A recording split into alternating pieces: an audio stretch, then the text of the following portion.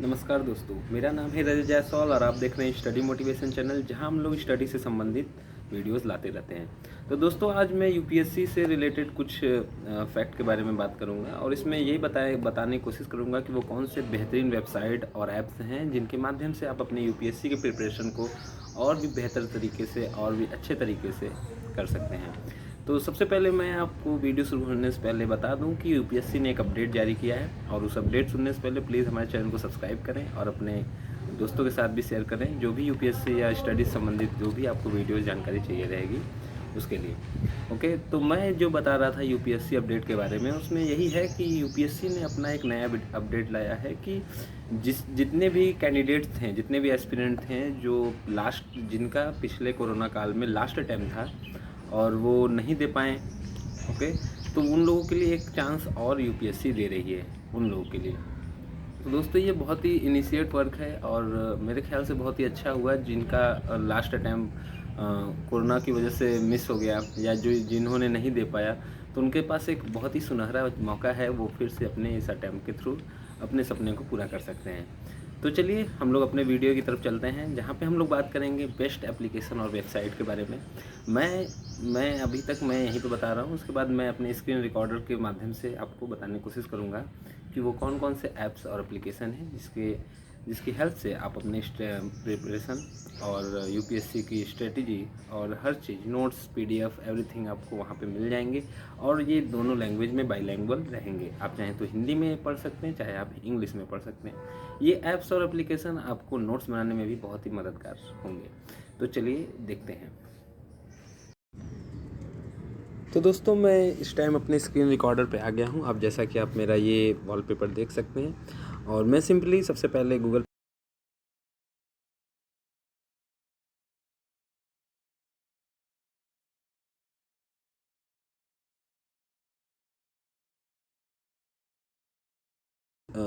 देश में कोई भी चर्चित कथित तौर पर जो जितने भी कार्य हुए रहते हैं उनके बारे में चर्चा विचार विमर्श होता है।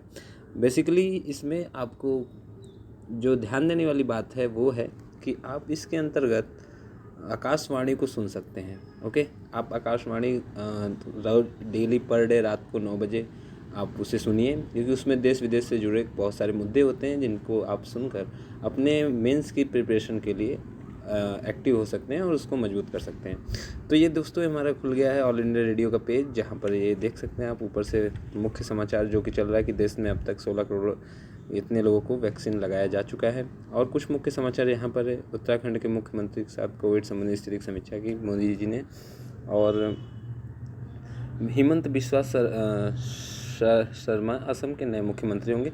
तो दोस्तों, ये इस तरीके से आप इसके थ्रू आप अपने यूपीएससी प्रिपरेशन को मजबूत बना सकते हैं। इसके अगर आप चाहें तो इंग्लिश लैंग्वेज में भी देख सकते हैं, जैसे कि यहाँ से आप अपनी लैंग्वेज को चुन सकते हैं कुछ इस प्रकार से।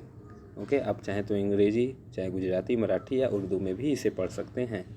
तो ये वेबसाइट बहुत ही बेहतरीन रहेगा आपके यूपीएससी प्रिपरेशन के लिए। तो अगर चाहें तो आप इसके ऐप्स भी डाउनलोड कर सकते हैं। इसके ऐप्स प्ले स्टोर पे आपको अवेलेबल हो जाएंगे। तो चलिए दोस्तों, चलते हैं नंबर 2 ऐप पर।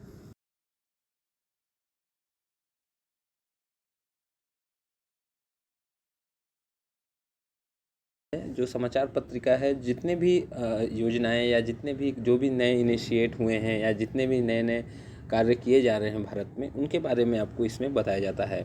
और सबसे बड़ी बात कि आपको तुरंत अपडेट मिलता है इसके थ्रू कि आपको क्या कर मतलब इस टाइम क्या हो रहा है, क्या नहीं हो रहा है। आपको समाचार पत्रिका में या फिर न्यूज़पेपर में इस चीज़ को जानने में 1 से 2 दिन लग सकते हैं, लेकिन आपको यहाँ पर तुरंत अपडेट मिल जाता है। देखिए यहाँ पर लिखा है नवीनतम प्रेस विज्ञप्ति। यहाँ पर देख सकते हैं आप कैसे कैसे क्या हो रहा है। नए नए मामले इसमें दिए गए हैं कि प्रधानमंत्री ने गोपाल कृष्ण गोखले को उनकी जयंती पर श्रद्धांजलि अर्पित की, या फिर इससे अलग रिलेटेड जुड़े कोई भी मुद्दा आप इसमें से देख सकते हैं। ये भी सेम तरीके से काम करता है। इसका भी आप एंड्रॉयड ऐप डाउनलोड कर सकते हैं और साथ ही साथ आप इसका लैंग्वेज भी चेंज कर सकते हैं। ओके, तो चलिए, ये हो गया हमारा दूसरा वेबसाइट नंबर 2, pib.nic.in। ओके, चलिए नंबर 3,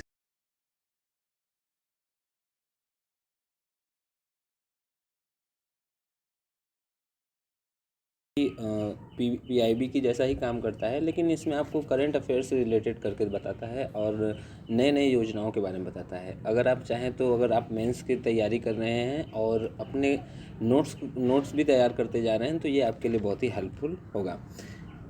सॉरी, ये शायद नहीं ले रहा है, मैं इसे फिर हाँ, ये दोस्तों खुल गया press trust of India PIT। यहाँ पर आप देख सकते हैं हर चीज़ के बारे में। जैसे देखिए यहाँ पे राष्ट्रीय के बारे में जान सकते हैं, राष्ट्र में अपने राष्ट्र में क्या क्या हो रहा है। फिर खेल जगत के बारे में दिया है, मॉस्को ओलंपिक स्वर्ण पदक विजेता हॉकी खिलाड़ी रविंदर पाल सिंह का कोरोना से निधन हो गया। ओके, और उसके बाद आप अर्थव्यवस्था भी देख सकते हैं। इसमें भारत को अधिकाधिक सहायता सामग्री भेजने में जुटे हैं हमारे अन्य पड़ोसी देश। विदेश में क्या क्या हो रहा है इसके बारे में भी आप जान सकते हैं। तो दोस्तों ये भी आपको एंड्रॉयड ऐप के माध्यम से उपलब्ध हो जाएगा। इसे भी आप दोनों लैंग्वेज में पढ़ सकते हैं। और दोस्तों मैं कहना चाहूँगा, अगर आप नोट्स तैयार कर रहे हैं तो प्लीज़ PIT ऐप अपने मोबाइल में ज़रूर रखें, क्योंकि इस ऐप के माध्यम से आपको बहुत सारी सुविधाएं और बहुत सारे नोट्स तैयार करने के वो मौके बनेंगे। क्योंकि दोस्तों ये जो है ये आपको हर फील्ड से आपको फैक्ट आपको देते रहते हैं, जिसके माध्यम से आपका नोट्स मजबूत होता है। ओके, चलिए हम लोग नेक्स्ट चलते हैं।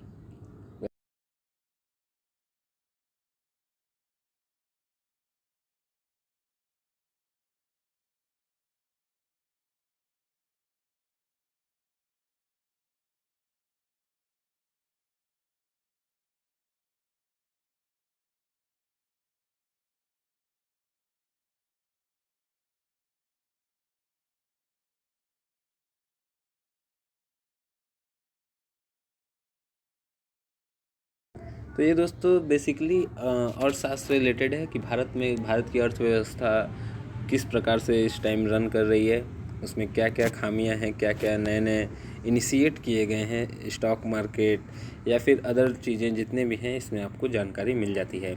सबसे बड़ी बात यह है दोस्तों कि इसमें आपको फैक्चुअल बातों को ही दर्शाया जाता है और किसी फालतू बातों को नहीं बताया जाता है। अगर आप नोट्स तैयार कर रहे हैं तो आपको इसके थ्रू जाना बहुत ही ज़रूरी है, क्योंकि अगर आप इकोनॉमिक देखेंगे तो आपको बहुत ही मतलब हेल्पफुल होता है नंबर उठाने के लिए। क्योंकि इकोनॉमिक एक ऐसा सब्जेक्ट है जो हमेशा चेंज होता रहता है, उसमें कुछ न कुछ हमेशा बदलाव आते रहते हैं। तो आपके लिए ये वेबसाइट बहुत ही परफेक्ट रहेगा नोट्स तैयार करने के लिए।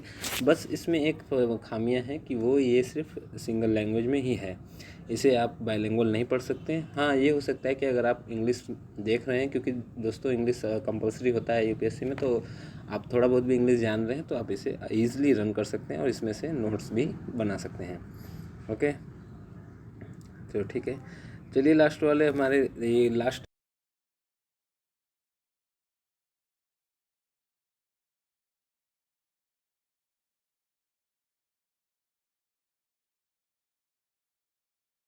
हमारा योजना के जैसा है। जैसा योजना कुरुक्षेत्र हम लोग लेकर पढ़ते हैं, वैसे ही विकासपीडिया है। विकासपीडिया के अंतर्गत हम लोग जान पाते हैं कि हमारा एग्रीकल्चर सेक्टर, हमारे ग्रामीण क्षेत्र, हमारे शहरी क्षेत्र, इन लोगों में क्या क्या विकास हुआ या फिर इन लोगों में क्या नए इनिशिएट किए जा रहे हैं, क्या योजनाएं लागू किए जा रहे हैं। तो इसके माध्यम से आप इसमें देख सकते हैं। ये बहुत ही बेहतरीन वेबसाइट है। देखिए किस प्रकार इसमें आपको जानकारी भी मिल जा रही है कि नरेगा शिकायत ऑनलाइन दर्ज कराने की प्रक्रिया की जानकारी, आधार कार्ड या नामांकन पर्ची खोने पर क्या करें।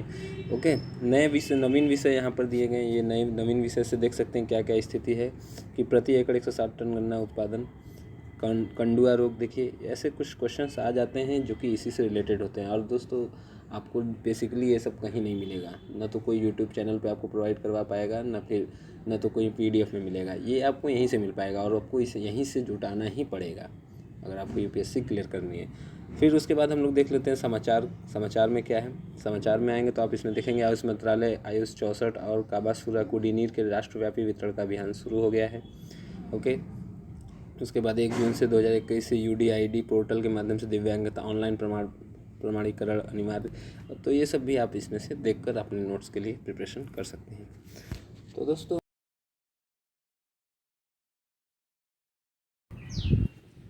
तो दोस्तों ये था हमारा वेबसाइट और ऐप्स कलेक्शन, जो कि 5 थे।